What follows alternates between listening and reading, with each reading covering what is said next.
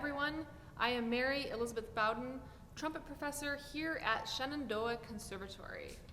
And what you just heard me play was this year's All-Virginia Audition Etude. I just flew in from Istanbul. It's almost midnight, and so I had a good time practicing this today, and I just want to share a few tips on how I learned it quickly so you can have efficient practice sessions over the next couple of weeks. My first piece of advice is to practice this very slowly. So I started with the metronome at half tempo. On the parts that are a little bit more challenging, if you look at the second line, third and fourth line, and then, looking at measure 26, my eyes jumped to those spots first, and I worked on those at half tempo, and I sped them up by 5 clicks until they felt comfortable. So make sure that you don't start too fast, otherwise you start learning mistakes. When you're watching the articulations, one piece of advice I have for you all is to make sure that when you have 2 notes that are slurred, that you play the second note long. For instance, when we look at the pickup into measure 6, I'm going to play this slowly and demonstrate what not to do.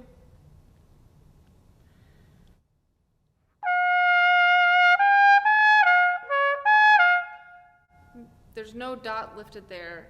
I oftentimes hear students adding a dot. Make sure that if there's no dot written, that the second note of a slur is long. So I'm going to play it slowly again correctly.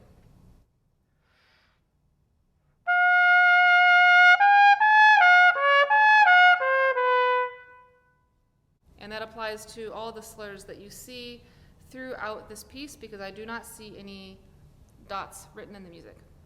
Also, make sure that you're really going for the dynamic contrasts, and lastly, watching the accidentals, making sure that they carry through the bar.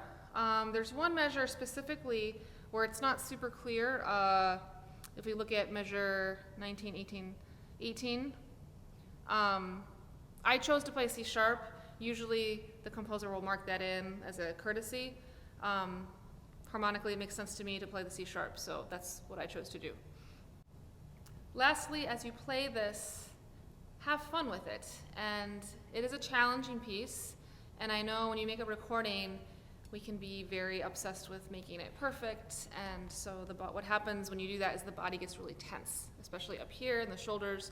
So as you play, every time you breathe, see if you can keep your body relaxed, relax the arms, and when you play, make sure that when you're bringing the trumpet up, that you're not going towards the trumpet, but you're standing tall, relaxed, shoulders down, and you bring the trumpet to you.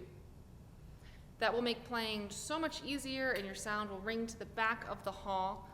So have a great time working on this, and I hope that this video was helpful.